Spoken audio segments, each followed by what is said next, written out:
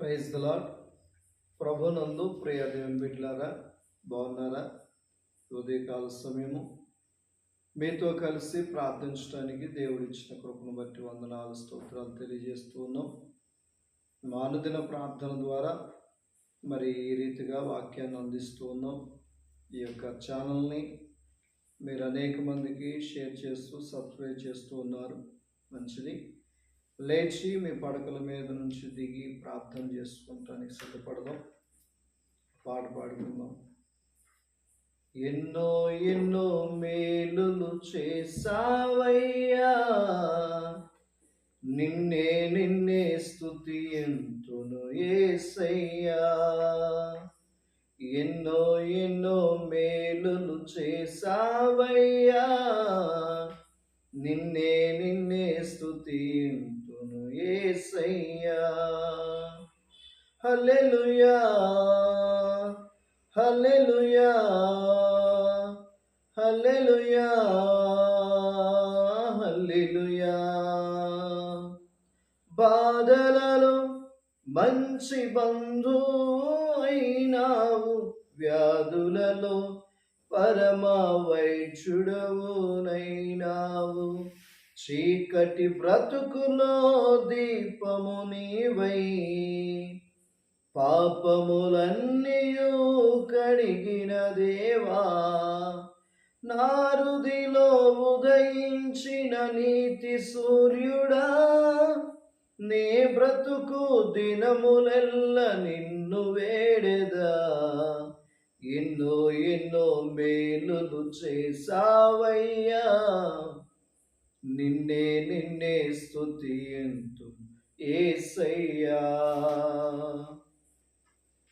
పరిశుద్ధ గ్రంథములో నుంచి కీర్తన గ్రంథం 143వ అధ్యాయము 6వ వచన భాగాన్ని ధ్యానం చేసుకుందాం. నీ తట్టు నా చేతులు చాపుచున్నాను, ఎండిపోయిన భూమి వలె నా ప్రాణము నీ కొరకు ఆశపడుచున్నది. దావీదు గారు ఈ మాటను రాస్తూ ఉన్నారు. శత్రువులు తనను తరుముచున్నప్పుడు, అనేకమైనటువంటి పరిస్థితులు అక్కడ వచ్చినప్పుడు దేవునితో మాట్లాడుతూ ఉన్నాడు. నీ తట్టు నా చేతులు చాపుచున్నాను, ఎండిపోయిన భూమిలే నా ప్రాణము నీ కొరకు ఆశపడుచున్నది.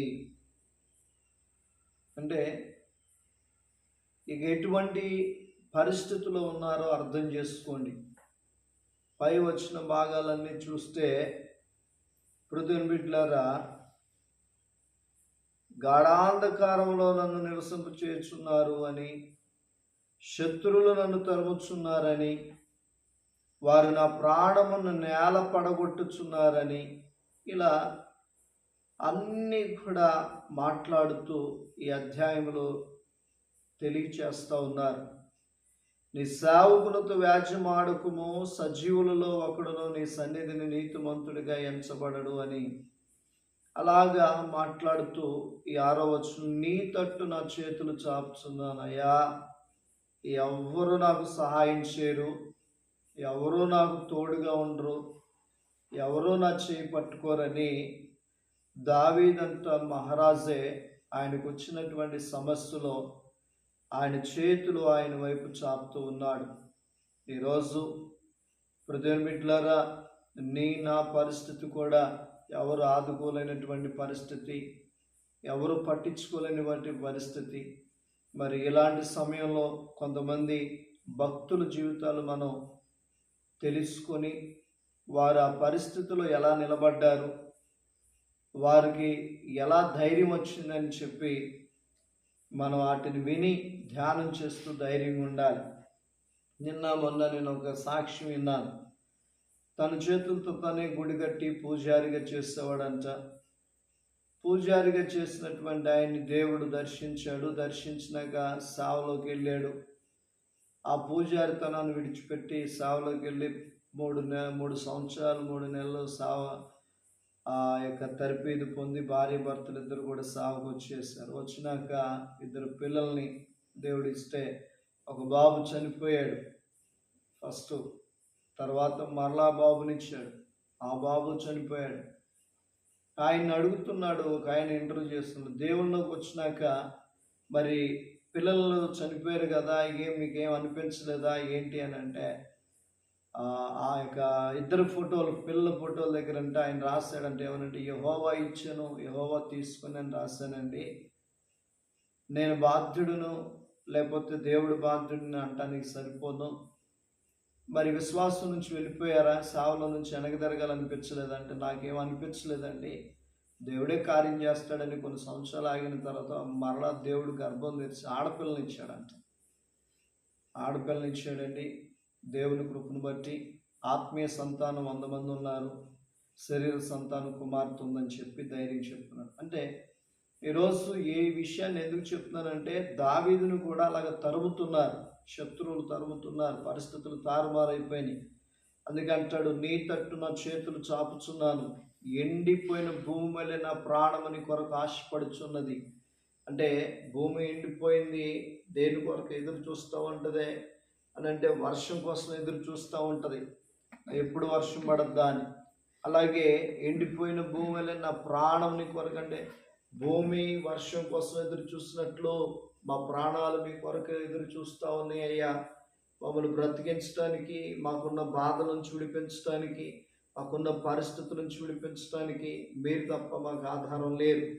తప్పు జరిగిందో ఒప్పు జరిగిందో, నీ మాట వినలేదో, మా ఇష్టానుసారంగా బ్రతికాము, దయతో క్షమించమని దేవుణ్ణి అడగటం తప్ప మరొక ఆధారం మనకు లేదు. కనుక పిలిచిన ఆయనే, ఈ రాత్రి మనం తీసుకెళ్ళిన ఆయనే, పగలు ఉదయం ఎప్పుడు నరులారా తిరిగి రండి అని పిలుస్తాడో తెలియదు. కనుక సిద్ధపడి పరిశుద్ధాత్మ దేవుని కొరకు నిలబడండి, చేతులెత్తి ప్రార్థన చేయటం నేర్చుకోండి. దేవుడు తప్పకుండా కార్యం చేస్తాడు. బాధలో వేదనలో కొంతమంది మన ముందు పోరాడినటువంటి దేవుని దైవజనులు ఉన్నారు, విశ్వాసులు ఉన్నారు. వాడి చరిత్రలో చదవండి, వారి పుస్తకాలు చదవండి, వారికి ఉన్నటువంటి సాక్ష్యాలు వినండి. అవే మనకు అనుభవాలు. మనం బలపరుచుకుందాం, దేవుని కొరకు నిలబడదాం, ప్రార్థన చేసుకుందాం. పరిశుద్ధుడా, ప్రేమ కలిగిన దేవా, ఈ పరిస్థితిలో పిరికివారిగా ఉంటూ ఉన్నాం, మమ్మలను దర్శించి దేవా, మా చేతులు మీ వైపు చాపి ప్రార్థిస్తున్నప్పుడు కార్యాలు జరిగించండి. ఈరోజు చాలామంది జ్వరాలతో బలహీనతలతో ఉన్నారు దేవా. నా కుమారుడు శామ్యూయల్ని కూడా ముట్టి స్వస్థపరచిన ఆరోగ్యం దయచేయండి దేవా. ఇదిగో ఇంకా చాలామంది పిల్లలు ఎంతో బాధపడుతున్నారు. ఇప్పుడు డెంగ్యూ అని, అలాగే చికెన్ గున్యా అని, ఇలాగ రకరకాల వ్యాధుల చేత బాధపడుతున్నారు. ఆయా వామిటింగ్స్ నుంచి, ఆయా మోషన్స్ నుంచి, లోపల ఉన్న కడుపులో ఉన్న ఇన్ఫెక్షన్ నుంచి ప్రజలను విడిపించండి. ఈ తేలికపాటి వర్షాలు లేదా భయంకరమైనటువంటి విపత్తుల ద్వారా తెలియనటువంటి వైరస్ వచ్చేసింది కనుక బాగు చేసి కాపుదలిమ్మని యేసుక్రీస్తు నామములో మనవులను అడిగి పొందినాము తండ్రి. ఆమేన్. God bless you.